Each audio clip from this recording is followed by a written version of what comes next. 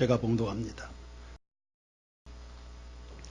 너희 안에 이 마음을 품으라. 곧 그리스도 예수의 마음이니 그는 근본 하나님의 본체시나 하나님과 동등됨을 취할 것으로 여기지 아니하시고 오히려 자기를 비워 종의 형체를 가지사 사람들과 같이 되셨고 사람의 모양으로 나타나사 자기를 낮추시고 죽기까지 복종하셨으니 곧 십자가에 죽으심이라. 이러므로 하나님이 그를 지극히 높여 모든 이름 위에 뛰어난 이름을 주사 하늘에 있는 자들과 땅에 있는 자들과 땅 아래에 있는 자들로 모든 무릎을 예수의 이름에 꿇게 하시고 모든 입으로 예수 그리스도를 주라 시인하여 하나님 아버지께 영광을 돌리게 하셨느니라. 아멘. 성탄의 주인공 예수님의 마음을 묵상코자 합니다. 예수님의 마음은 하늘 아버지의 마음이시죠. 그러니까 예수님은 이 땅에 그 하늘의 마음을 소개하고자 또 우리 마음속에 전달하고자 오셨습니다. 그분의 마음은 얼마든지 배울 수 있습니다. 충분히 느낄 수 있고요. 그 마음을 우리 안에 가득 간직할 수 있습니다. 왜냐하면 그분의 마음은 한결같으시거든요. 예수 그리스도는 어제나 오래나 영원토록 동일하시니라. 그분의 삶 자체가 언제나 그대로세요. 언제나 그 자리에 계세요. 고정된 거대한 바위처럼 언제나 읽을 수 있고 예측이 가능하십니다.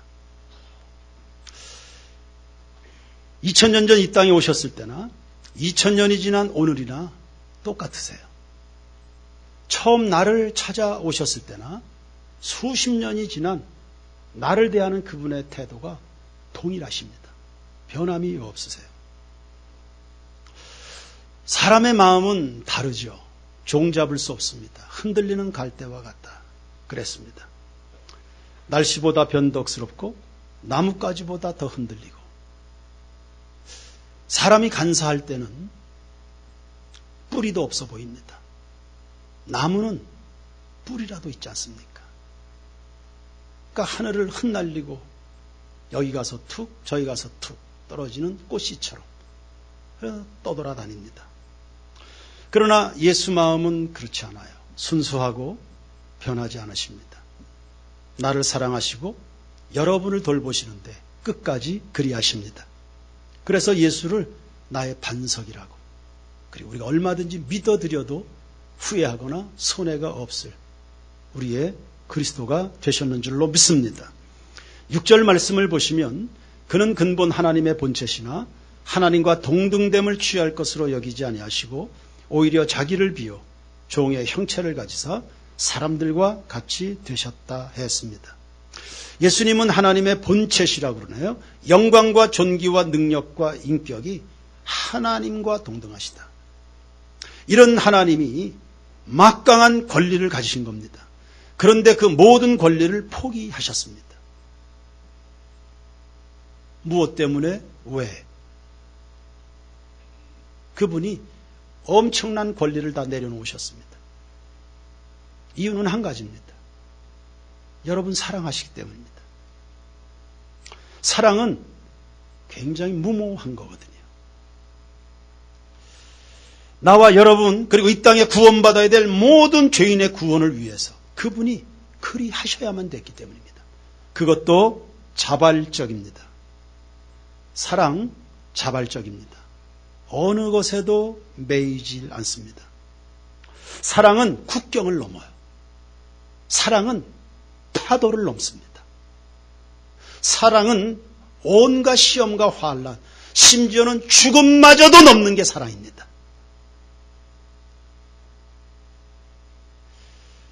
하나님을 사랑하는 바울은 감옥으로도 가둬놓을 수 없더라고.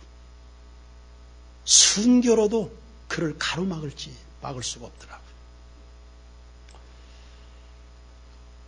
하나님이 우리에게 사랑하라, 사랑하라, 지금 사랑해라. 지금이 바로 사랑할 때다. 그리 계속 말씀하시는 이유가 뭡니까? 우리를 타의에 의한 삶이 아니라 자발적 인생으로 살아가라는 겁니다. 어디에도 매이지 않도록. 인생을 살다 보면 여기 붙잡히고 저기에 매이고 여기에 눌리고 여기에 사로잡혀서 재구실하지 못하는, 살아가는 건 난데 내 삶은 없고 남에게 내몰려서 쫓겨서 질질 끌려다니는 인생을 살 때가 얼마나 자주 있습니까? 사랑하라, 자유해라는 뜻입니다. 우리를 사랑하시는 주님이 자유로, 자발적으로 이 땅에 오셨듯이 사랑으로 예수님 마음 가득한 성도들은 인생을 정말 자유하게 살아가는 겁니다. 어느 것도 여러분을 붙잡아둘 수가 없는, 어느 것에도 눌리지 않는 진정한 자유와 행복, 소망의 인생을 살아가게 됩니다. 사랑이 있는 곳이 천국이 되는 이유를 알겠습니까? 천국은 사랑 충만한 곳입니다. 천국은 권리 주장하는 사람보다는 포기하는 사람들이 많은 곳입니다. 여러분 신기하지 않습니까? 이 다양한 사람들이 한 교회에서 일치를 이루고 있습니다. 군소리 하는 사람이 없습니다. 평화와 자유함이 있습니다. 이 개성 만점인 사람들이. 이 무슨 조합입니까? 21년 동안 세인교회가 건재해왔다. 누군가는 수도 없이 내려놓아 준 겁니다. 하고 싶은 이야기, 주장하고 싶은 것, 권리 운운해 보십시오. 교회가 복잡하려고 하면 교회만큼 복잡한 곳이 어디 있습니까? 그런데 교회가 평화롭다, 안정돼 있다, 따뜻하다, 대동단결한다. 누군가 내려놓아 줬기 때문입니다. 어제 한 친구와 전화통화를 했습니다. 의성의 시골 마을에 삽니다. 조그만 농촌교회를 다닙니다. 30명도 채 되지 않는 교우들입니다. 그 30명도 안 되는데 찌그럭 목사님 내일 주일인데 교회를 어떻게 가야 될지 모르겠어요. 30명도 안 되는 사람들이 찌그럭 내일 주일 예배인데 성탄 주일인데 내가 교회를 어떻게 가야 될지 참 마음이 무겁습니다.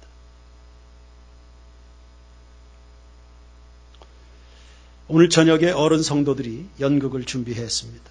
야심찬 준비였습니다. 제 기억으로는 어른들이 작심하고 연극을 준비한 것은 18년 만의 일입니다. 제 목회적 소원 중에 하나가 있다면 사명을 따라 열정을 가지고 연극으로서 메시지를 전하는 그런 팀이 하나 생겨지는 겁니다. 그런 부서가 교회 안에 있기를 정말 그동안 여러 방면에 시도를 했지만 잘 되지 않았는데 성령께서 역사하시고 감동 주셔서 이번 계기로 그 팀이 하나 발족되면 죽어도 여한이 없겠습니다.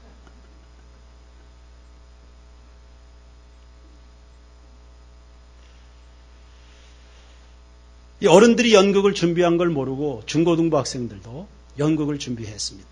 제가 베트남을 갔다 오니까 벌써 몇 날 밤을 열심히 아이들이 준비했습니다. 창작 시나리오입니다. 아이들이 얼마나 기특한지요. 재능이 출중한지요. 이 세태를 반영한 자기들의 고민 이야기를 담아서 창작 시나리오를 아주 진지한 내용을 이 준비를 한 겁니다.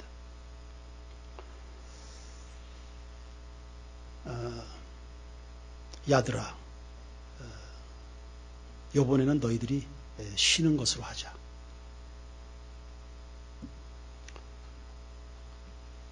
아이들이 하루 지나서요, 저를 찾아왔습니다. 몰려왔습니다. 목사님의 횡포를 규탄한다.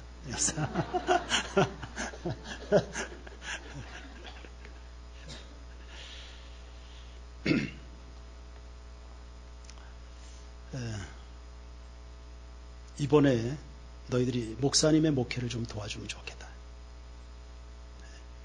제한된 시간에 각 부서마다 다 이렇게 발표를 하고 짧지 않은 결국 동일한 메시지가 될 두 번의 연극을 한 무대에 올리는 것은 좀 무리가 있지 않겠냐.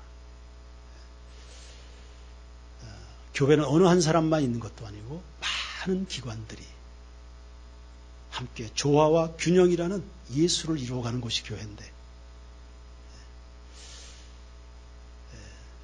너희들의 그 열정과 재능을 무시하는 것은 아니지만, 그러나 한번 그 자리를 지켜야 되는 성도들의 입장도 한번 생각해보고, 그래서 너희들 무시하거나 일방적 강요가 아니라 이번에는 18년 만인데 너희들이 양보하는 게 어떻겠냐. 어른들에게 한번 기회를 주자. 당연히 여러분들이 너희들이 해야 될 그런 권리가 있다고 하지만 그것을 내려놓는 권리도 있지 않을까. 어른들에게 한번 기회를 준다. 그래서 그냥 회중석에 앉아서 남들이 준비한 연극을 통해서 은혜도 받고 배우기도 하고, 그래서 목사님을 좀 도와줘라.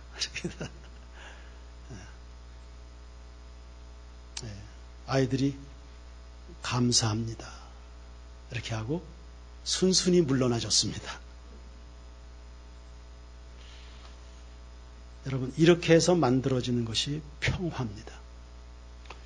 오늘날 내가 누리는 기회나 권리들을 그 누군가 내가 모르는 사이에 여러 사람들이 이렇게 포기해 준 그 희생이 있다는 사실을 기억하셔야 됩니다. 여러분들이 오늘날 참 보기 좋게들 장성하셨습니다. 그냥 됐습니까? 여러분이 장성하기까지 어머니들이 포기했을 권리를 생각해 보십시오. 한참 배고픈 시절에 너희들 실컷 먹어라. 엄마는 이미 먹었단다. 굶주린 어머니가 배를 움켜쥐고는 너희들 실컷 먹어라. 엄마는 이미 배가 부르다는다. 그렇게 우리가 자라났습니다. 요즘은 결혼들을 잘 안 하려고 그러네요. 결혼해도 애를 낳지 않으려고 합니다. 결혼을 하게 됐을 때, 그래서 아내가 되고 어머니가 됐을 때 내려놓고 싶지 않은 여성으로서의 그 권리 주장 때문입니다. 주님은 생육하고 번성하라고 하지만, 그러나 하나님의 뜻, 주님의 기대와는 상관없이 내려놓고 나를 내려놓고 싶지 않다. 나를 포기하고 싶지 않다. 세상이 각박해지는 것은 다름 아닙니다. 다 자기 중심의 생각들을 하기 때문입니다. 가정에서 하고 싶은 말 다 해가면서 어찌 행복할 수 있습니까? 교회라는 곳에 여러분이 주장하고 싶은 권리를 다 한다고 해서 그 교회 꼴이 되겠습니까?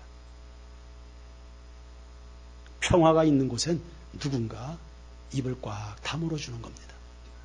그걸 하나님도 알고 결국 나중에는 옆에 있는 사람들도 그거 다 알거든요. 그러니 첫째는 하나님께, 당신의 그 하나님 아들로서의 그 권리 포기하고 내려와 주신 그분께도 감사하지만 그분의 마음으로 지금까지 함께 신앙생활을 해준 교우들을 감사한 겁니다. 그러니 한번 질문해 보십시오. 이 성탄 시즌을 지나면서 나는 늘 주장하는 쪽인가 아니면 포기하는 쪽인가? 질문을 던져보시기 바랍니다. 두 번째, 예수님의 마음은 생명 포기의 마음입니다. 8절 보시면 사람의 모양으로 나타나사 자기를 낮추시고 죽기까지 복종하셨다. 어디까지 복종이요? 그 십자가에 죽으심이라.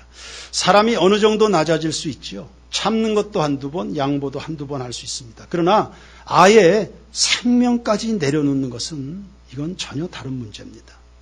이웃을 용서하되 70번씩 7번씩 하라. 그런 주님의 말씀은 이거 생명 바쳐 사랑하라는 말입니다. 오늘도 교회에 한 건의 장례가 있습니다. 이제 50을 간 넘은 사람의 죽음입니다. 물어보니까 27년을 함께 살았다더라고요. 그래 그 장례식장에 위로하기 위해서 차를 타고 가는 동안에 그런 생각을 하게 됐습니다. 저 부부가 이런 날이 올 줄로 생각은 했을까?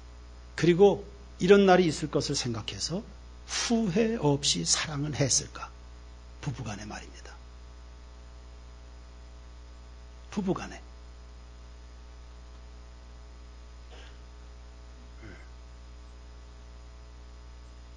죽기까지 복종했다.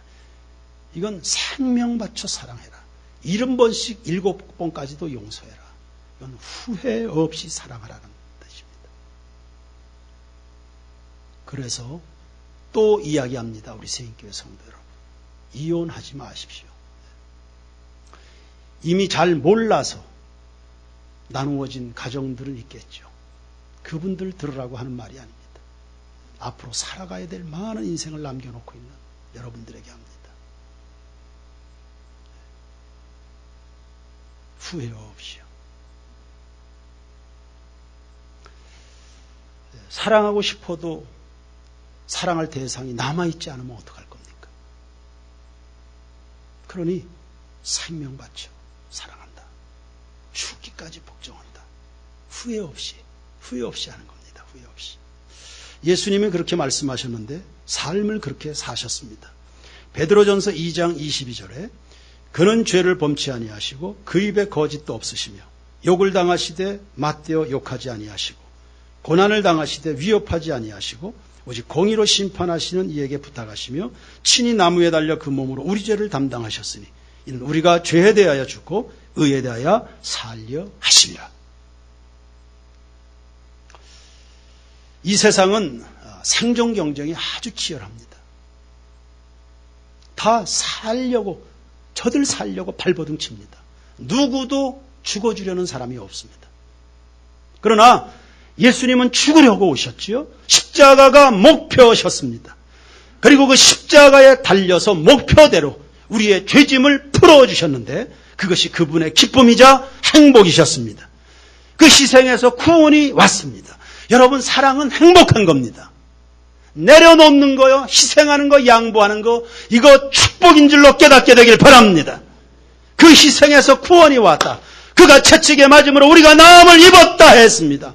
아무도 흉내낼 수 없는 희생이셨죠. 그래서 예수님의 십자가는 능력이 있는 거예요. 이 땅의 모든 죄인이 충분히 구원받을 만큼의 능력이요.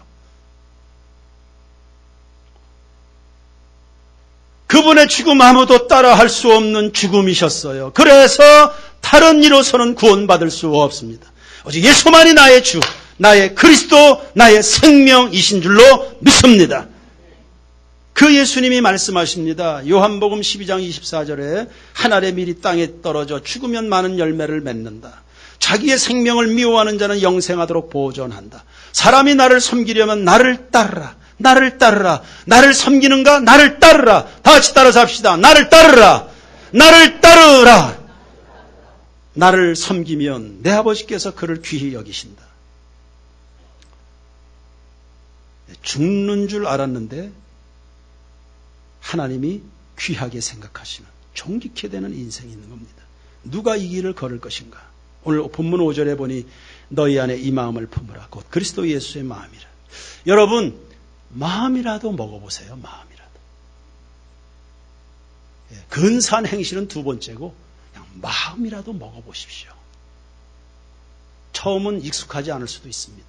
그러나 그 마음을 이렇게 먹어보십시오. 그 마음을 품고 그러면 이제 그 마음이 이제 차오를 겁니다. 차오르면 삶이 따라가게 돼 있습니다. 워터파크에 가면 아이들 물놀이장이에요. 엄청난 통에, 물통에다가 물을 계속 이렇게 담습니다. 물이 계속 흘러 들어갑니다. 어느 시점 되면 그 물통이 확 쏟아져서 그 아이들이 그 밑에서 이렇게 물놀이를 합니다. 예수님의 마음도 마찬가지입니다. 마음이라도 먹으십시오. 아멘 하시기 바랍니다. 마음이라도요. 마음이라도 먹으십시오. 그럼 그 마음이 찰 겁니다. 쭉 차오르면 예수님 쪽으로 확 기울어지면서 여러분의 삶에 놀라운 사건들이 일어나게 될 줄로 믿습니다. 그러니 두 번째 질문입니다. 나는 살려고 버둥거리는 사람이냐? 나는 죽으려는 사람이냐?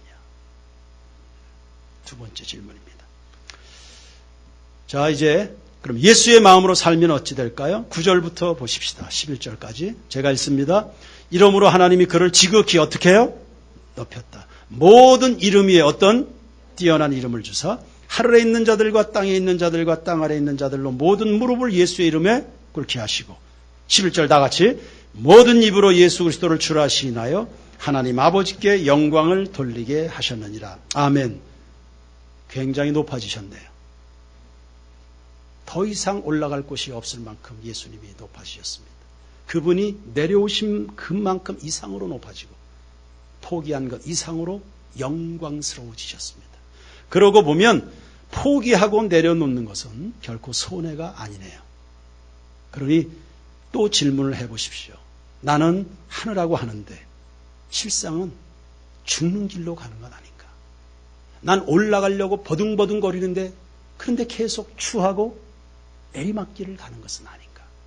그렇다면 내 마음을, 내 생각을, 삶의 방향을 새롭게 해야 되는 것은 아닌가? 이런 질문들입니다. 중고등부 학생들 이야기를 계속해보면 아이들이 어른들에게 양보 아닌 양보를 하게 됐습니다. 그럼 그것을 끝입니까? 하나님은 우리를 그렇게 다루시지 않습니다. 그들이 성탄 시즌의 무대를 양보했습니다. 하나님은 그들에게 졸업 예배 때 단독 공연을 허락하신 겁니다. 누구에게도 구애받지 않고 시간 스케줄에 구애받을 거 없다. 졸업 예배 때 시나리오를 바꿔서 내가 들어보니까 그 정도 시나리오는 훌륭하다. 얼마든지 더 좋은 시나리오를 쓸 수 있겠다. 졸업 예배에 맞춰서 시나리오를 바꿔서 졸업 예배 때 너희들 단독, 너희들만을 위한 단독 공연을 하거라. 할렐루야. 1924년 파리 올림픽의 이야기를 하겠습니다. 그 주인공, 그 올림픽의 주인공 에릭 리델이라는 사람입니다. 영국의 스프린터입니다. 100m 달리기의 권위자입니다. 그 올림픽 이까지 100m 달리기는 전부 그 사람이 상을 휩쓸었습니다. 그러니 영국 국민들은 기대가 한껏 부풀어 올랐습니다. 이제 100m 달리기의 금메달은 우리 영국 몫이 될 것이다. 다 그렇게 했습니다. 그런데 그 100m 경주가 열리는 날이 주일이라는 이유로 이 선수가 출전을 하지 않은 겁니다. 난리 났습니다. 감독과 코치가. 그리고 영국의 왕자까지도 그걸 날라와가지고. 아니, 그런 이유로 올림픽 경기를 포기할 수 있냐. 아니, 그런 이유로. 이 에릭 리델의 부모님은 중국의 선교사였습니다. 어릴 때부터 그렇게 배웠습니다. 저는 주일에 달리지 않습니다. 주일은 하나님께 예배합니다. 주님을 기뻐하는 날입니다. 주일은 예배해야 합니다. 그렇게 부모님에게 배운 겁니다. 근데 올림픽에 출전한 선수가 그 주일이라고 전 달리지 않습니다. 자기 인생의 모든 것이 그 한순간에 결정되는데 전 달리지 않습니다. 난리 났습니다. 영국의 국민들이 얼마나 비난과 원성을 쏟아냈는지. 아니, 국가대표라는 사람이 그런 이유로, 그까짓 이유로 경기 출전을 마다하다. 엄청나게 비난을 받았습니다. 하나님은 거기까지이실까요? 결국 경기를 출전하지 않았습니다. 그런데 하나님은 에릭 리델을 그렇게 하시지 않더라고요. 비난, 원성의 대상으로만 남겨두지 않아요. 그 다음 경기가 400m 달리기입니다. 출전하기로 한 선수가 탈이 나서 달릴 수가 없었습니다. 대타로 에릭 리델이 나섰습니다. 100m 경기와 400m 경기는 완전히 다르고 에릭 리델은 100m 전문 선수입니다. 400m 달려본 적이 없습니다. 그런데 대신 출전하게 됐습니다. 놀라운 속도입니다. 세계 신기록으로 쟁쟁한 400m 라이벌들을 다 제치고 세계 신기록으로 400m에서 우승을 하게 된 겁니다.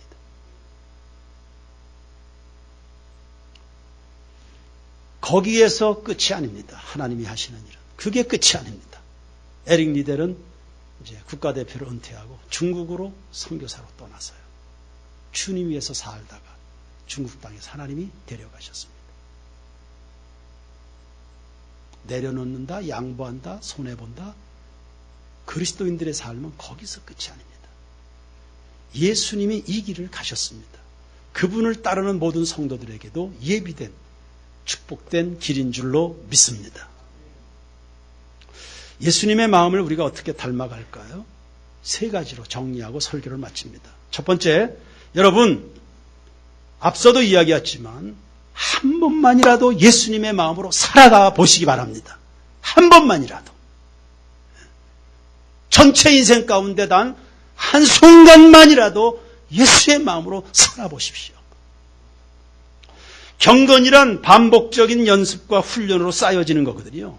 연습이 반복되면 습관이 됩니다. 그 습관이 일생이 되는 거거든요. 한 번만이라도 예수의 마음으로요. 두 번째는 예수 마음이 아닌 것을 분별해내야 됩니다.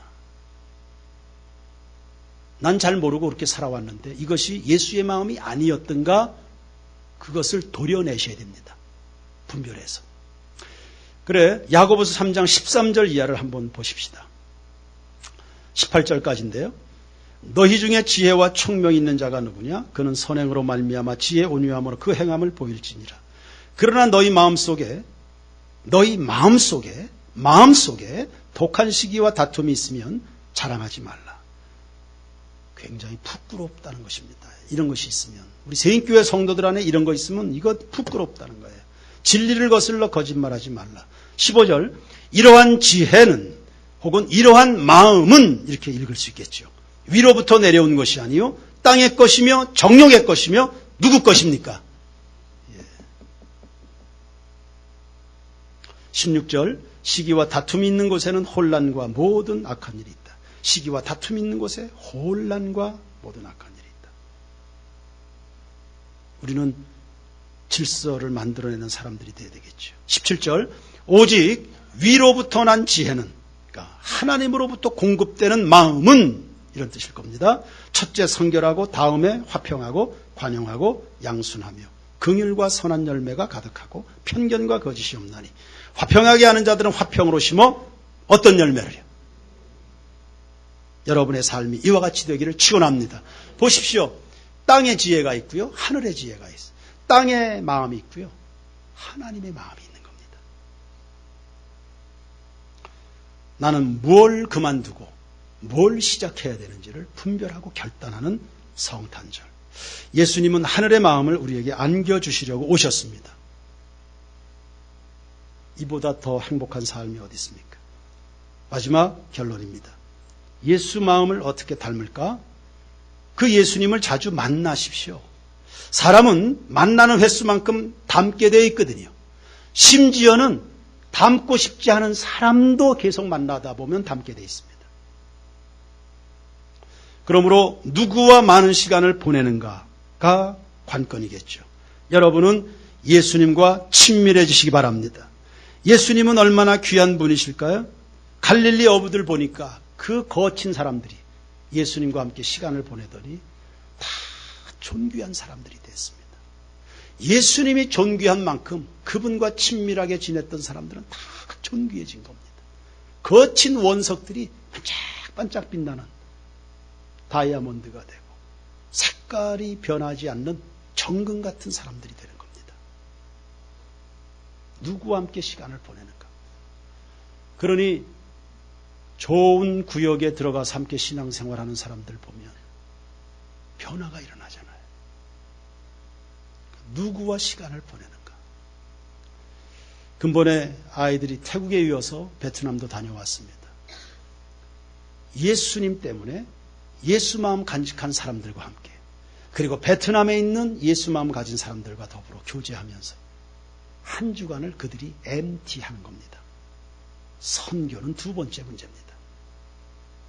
예수 마음으로 훈련돼서 돌아오는 겁니다. 예수와 예수의 마음을 만나서요.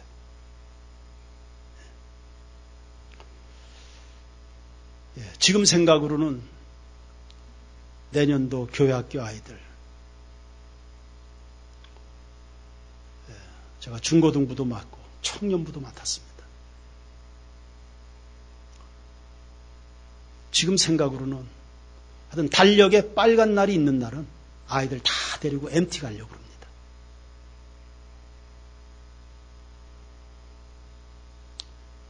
예수와 예수 마음 가진 사람들이 만나서 예수 마음으로 다듬어지는 시간들입니다. 세인교회는 왜 맨날 애들 불러내나? 엄마 아빠들 그런 생각 하지 마십시오. 아이들 진짜 세상에서 자유하게 살아가는 것이 뭔지를 어디서 배울 수 있겠습니까? 예수 마음, 또 예수님과 친숙해서 지내는 그 인생들 하나같이 다 귀하고 높은 사람들이 될 텐데요. 예수님께 여러분의 자녀들을 들이시기를 주의 이름으로 축원합니다. 오늘 세 가지 이야기했습니다. 나도 살고 세상도 사는. 결국 세상은 예수 마음으로 사는 겁니다. 여러분의 가정도 예수 마음에 소망이 있는 줄로 믿습니다. 첫째, 포기하는 마음. 두 번째, 죽으려는 마음. 세 번째, 예수님과 친밀해지는 마음들입니다. 그 주님과 풍성한 성탄 시즌을 보내는 세인교회 모든 교우들 되기를 주님의 이름으로 축원합니다. 이 땅 위에 오신